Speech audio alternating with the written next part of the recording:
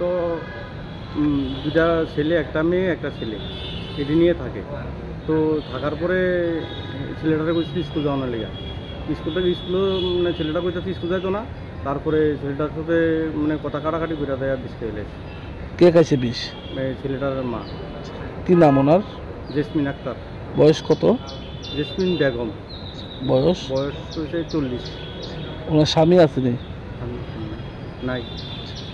ছেলে মেয়ে কে মানুষ করতেছে? এই মেয়েটাই মানুষ করতো। তো বিষ পাইছে কোনখানে? বিষ তো কোথায় পাইছে আমি কইতে পারি না, কিন্তু আমরা পাড়া প্রতিবেশী গিয়ে দৌড়ে দৌড়ে করে হসপিটালে নিলাম। প্রথমে সুনামপুরা নিয়েছি, তারপরে মেলাঘর, তারপরে মেলাঘর থেকে রেফার করছে জিবিতে।